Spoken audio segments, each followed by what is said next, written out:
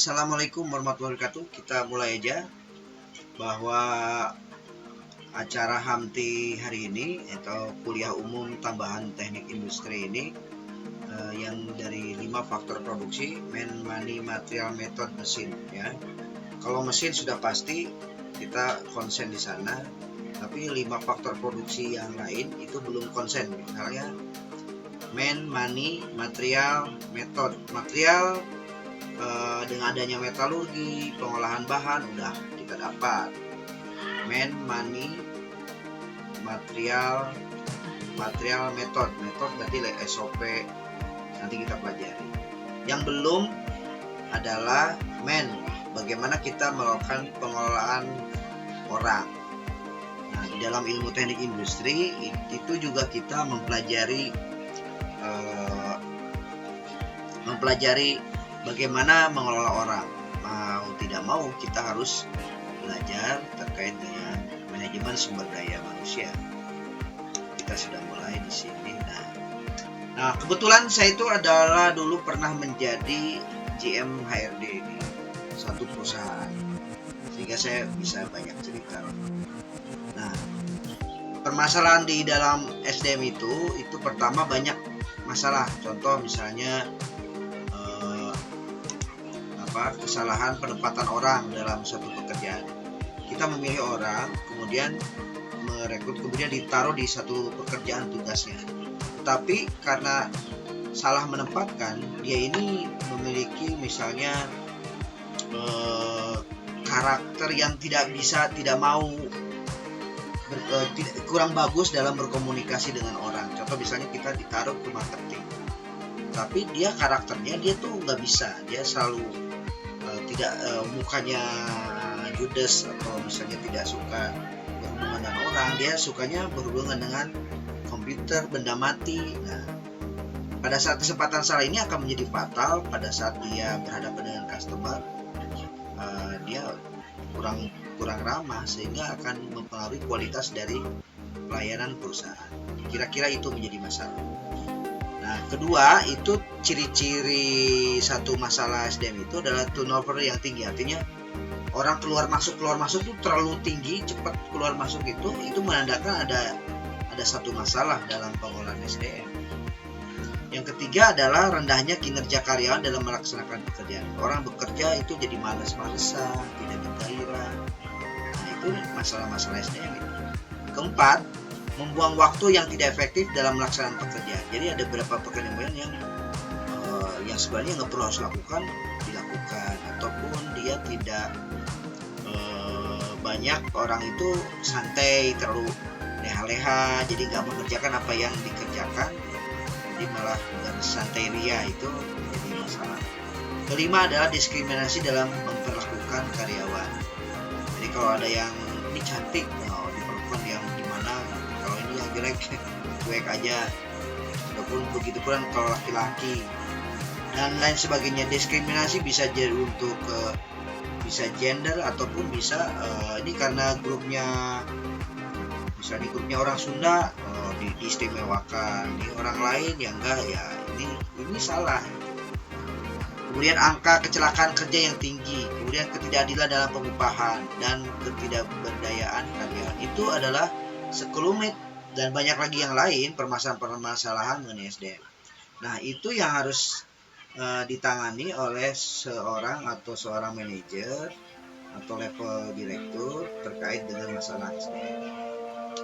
Jadi sebenarnya perlu ada manajemen SDM untuk menangani masalah-masalah tersebut, sehingga manajemen SDM adalah pemanfaatan individu untuk mencapai tujuan organisasi.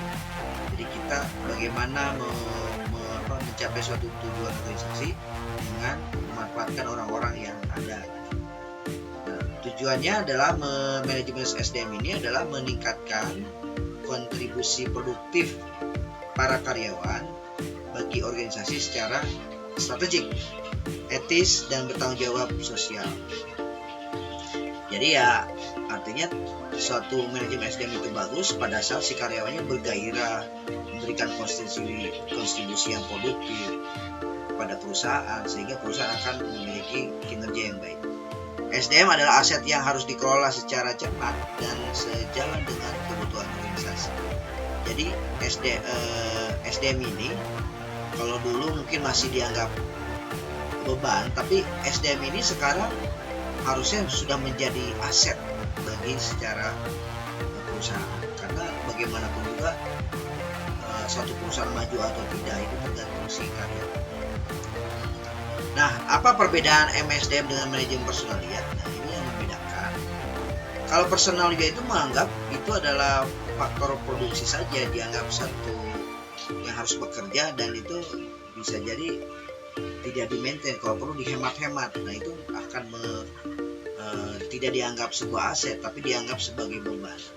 Nah, sedangkan di dalam pengelolaan mindset dari manajemen SDM ini terkandung pengertian bahwa karyawan SDM adalah merupakan aset atau milik yang berharga bagi perusahaan. Sehingga karena pengalaman saya, organisasi apapun itu yang menentukan tuh si SDM-nya, orang-orang yang bekerja di sana.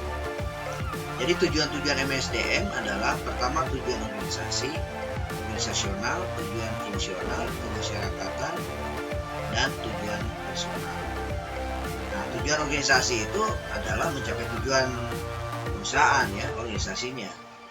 Dan kalau fungsional adalah baru kita kerucutkan lagi ke setiap tujuan-tujuan, setiap bagian fungsi-fungsi inilah yang akan melaksanakan pekerjaan. Kemudian tujuan masyarakat tentunya dengan adanya perusahaan atau organisasi ini,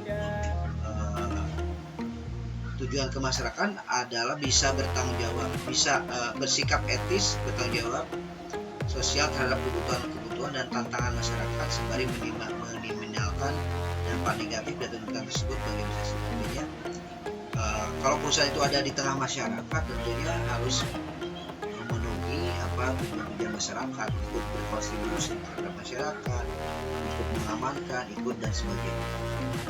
Nah, kemudian tujuan personal bagi seorang yang karyawan tentunya punya tujuan-tujuan pribadi untuk mencapai itu dengan bekerja. Nah, fungsi-fungsi SDM ini ada beberapa fungsi dalam manajemen SDM ini. Pertama, kalau kita lihat dari secara persiapan dan seleksi itu kita harus mempersiapkan analisa dan desain jabatan. Jadi pada saat kalian mau merancang sebuah pabrik, nanti kita akan belajar bagaimana kita harus melakukan analisa dulu, analisa jabatan. Kemarin kan ada SK itu kan. Ini si SK ini siapa yang megang, siapa ngerjain apa aja. Dan begitu pula dengan nanti atasannya, supervisornya, areanya apa, tugasnya apa, terus kemudian manajernya apa, ngapain aja di situ dan sebagainya. Itu ada analisa jabatan, analisa desain jabatan. Nah, baru kita merencanakan berapa jumlah orang, jabatan ini, level ini, jabatannya berapa, gajinya berapa dan sebagainya. Setelah perencanaan SDM udah kuat, udah analisanya jabatannya udah selesai dan perencanaan SDM harus dibuatkan, makanya sebenarnya harus ada keluar namanya job description.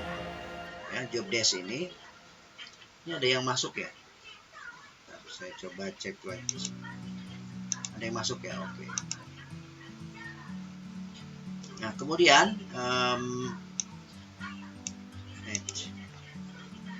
ini.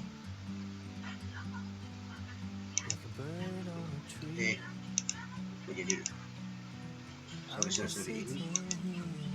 Nah, udah kelihatan ya. Kemudian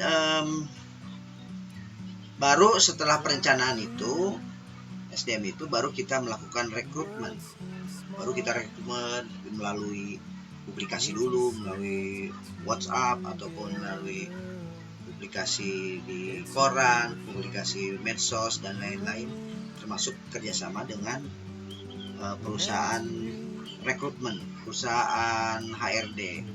Ya biasanya bisa juga sih ada beberapa perusahaan yang kontrak kerja dengan sebuah perusahaan HRD, tolong carikan orang yang bekerja.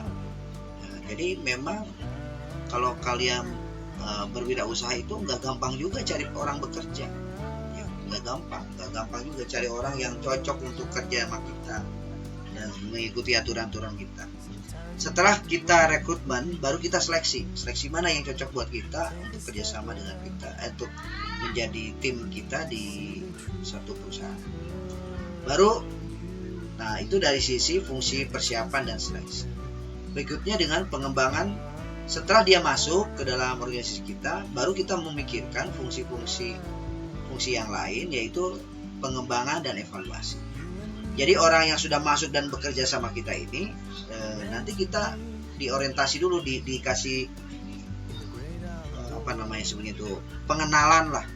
Jadi biar nggak kaget, dikenali dulu. Biasanya orientasi itu dikenalkan dalam sebuah meeting. Oh, kenalkan, ini karyawan baru, tolong kenalin si A, B. Kalau perlu sih si SDM-nya itu sini ikut saya, nanti saya kenalin teman-temannya, ada manajernya apa, nanti dia biar melakukan penyesuaian cukup cepat gitu ya, jadi nggak lama.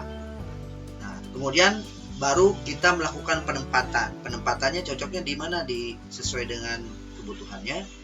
Pada saat penempatan itu biasanya setelah ada proses seleksi udah oke, baru di penempatannya mungkin dikenalkan dulu dengan manajernya siapa, SDM-nya, baru diskusi mengenai apa yang harus dilakukan. Dan kalaupun di sisi lain ada juga yang kena PHK, itu di luar setelah, kalau dia biasanya orang yang mendapatkan sudah penempatan itu ada probation dulu, atau 3 bulan ikut kerja, terus kemudian kalau cocok diteruskan, diperpanjang, kalau tidak ya diberhentikan atau PHK. Nah, kalau orang itu sudah selesai, udah bekerja, baru kita programkan biasanya pelatihan pengembangan. Jadi biasanya orang SDM harus punya daftar nama, kemudian rencana pelatihan si A, si B-nya kapan lakukannya. Tetapi pelatihan itu dilakukan berdasarkan analisa gap analisis. Misalnya si A itu SMA atau ini kerjanya ini perlu wawasannya apa, nanti dikasih training, ada gapnya kan, baru kita kasih pelatihan buat mereka. Nah, begitu pula dengan perencanaan karir. Nah, itu juga kita bikin namanya karir path. Jadi bagaimana dia melakukan karir itu, dia sudah siapkan perjalanan karirnya. Jadi kalau ini mencapai ini, nanti dapat ini, naik jabatan apa dan sebagainya. Itu direncanakan semua karir. Setelah itu baru kita lakukan penilaian kinerja. Si A, si B dinilai kerjanya berdasarkan pencapaian KPI atau Key Performance Indicator, atau disebut dengan target-target yang sudah ditetapkan. Kalau dia sudah melewati ini, apa lakukan, promosi kah atau apa, atau mutasi dan sebagainya. Itu merupakan dasarnya dari penilaian kinerja.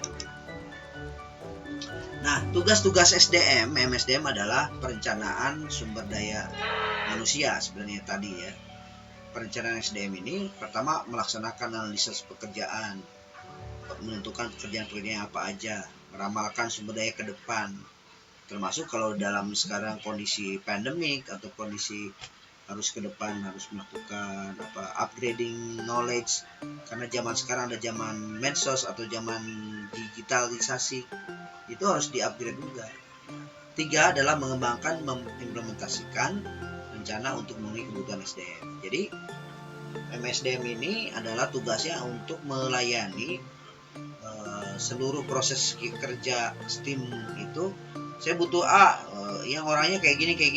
Nah, itu kita carikan. Kayak semacam lembaga yang bisa menghadirkan karyawan. Jadi kalau di luar itu bisa nggak bisa, harus melalui proses kita dulu, proses MSDM. Rekrutmen sumber daya manusia untuk mencapai sasaran, baru kita lakukan rekrutmen. Baru setelah itu kita seleksi penempatannya di mana bagusnya dan sebagainya. Ini ada seleksi, ada tes psikotes, tes apa-apa dan itu.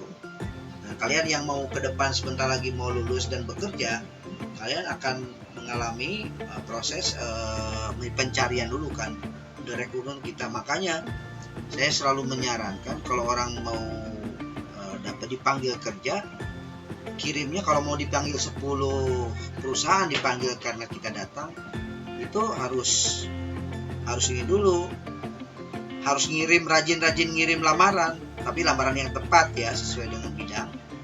Ada 100 ya dapatnya 10, cuma 10% aja gitu ya. itu terus rajin, siapa tahu nyangkut satu. Kemudian pengembangan SDM juga adalah orientasi berikutnya adalah orientasi training karyawan. Pada saat orientasi itu pengenalan, kemudian baru kita di training si karyawan. Sebelum dia bekerja biasanya ada orientasi training dulu, training yang sebelum bekerja dikasih pelatihan. Setelah itu baru disiapkan untuk bekerja. Yang kedua adalah mendesain dan mengimplementasikan program pengolahan pengembangan organisasi.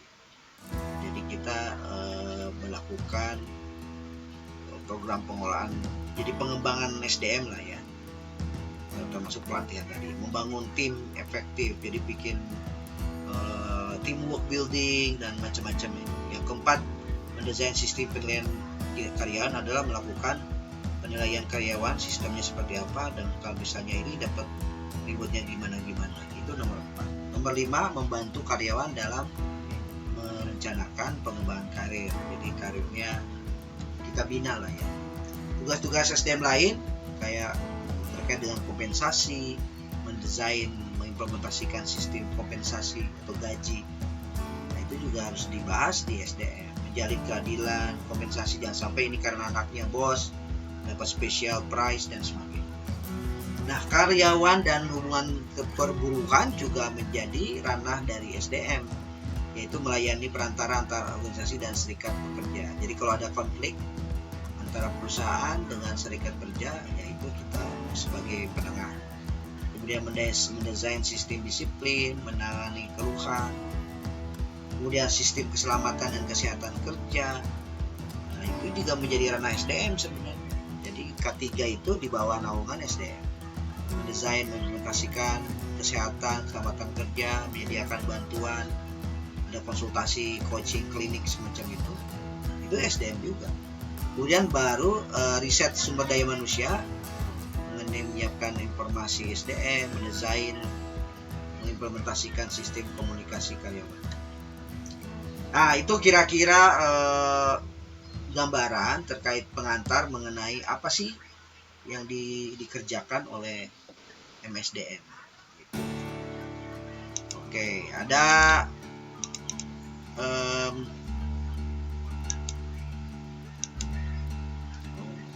ya baru masuk. Oke, di sedang belajar 13. Nah, kira-kira itu menjadi gambaran mengenai apa pengetahuan mengenai manajemen sumber daya manusia. Untuk ilmunya kalau mau diperdalam ya tinggal kalian cari buku di perpustakaan itu ada pengetahuan bagaimana how to handling people, bagaimana memotivasi orang, bagaimana banyak ya terkait dengan apa aja sih sebenarnya training dan analisis, banyak pengetahuan tentang bagaimana memanajemen SDM itu dilakukan. Nah, sebagai orang leader sebenarnya minimal tahulah ke depan kalau orang industrial engineer kebanyakan kan level supervisor, manager itu prinsipnya adalah manager itu adalah orang SDM secara langsung karena dia akan membawahi anak buah. Dia kan harus berlaku sebagai seorang SDM juga sebenarnya. Jadi SDM, jadi minimal seorang industrial engineer tahu bagaimana teknik cara pengolahan dari SDM itu. Jadi penempatan harus orang tepat, the right man, the right place. Itu menjadi satu concern bagi kita sebagai orang industrial engineer. Jadi semata-mata industri ini bergerak itu karena SDM, dan kita sebagai nanti kalau ada mendapatkan kesempatan menjadi pemimpin dari industri itu, kita harus bisa memerankan sebagai orang SDM.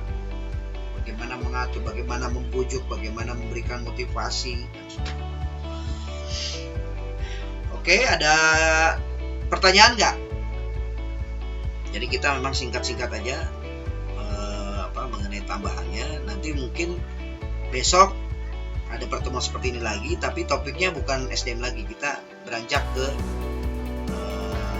bidang yang lain. apa misalnya keuangan, bidang biar apa? Videonya nanti saya kirim. Ya, apa? Oke. Baik. Oke, ada pertanyaan? Nanti pertanyaan kalau tidak sempat di sini juga bisa ditanya di melalui grup Hamti ya.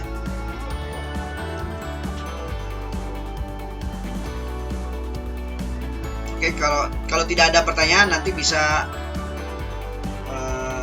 kita lanjut di diskusi melalui melalui WA, WhatsApp ya. Kalau tidak ada pertanyaan, oke, terima kasih. Assalamualaikum warahmatullahi wabarakatuh. Mau tanya nggak atau kita tutup aja? Terima kasih. Assalamualaikum warahmatullahi wabarakatuh.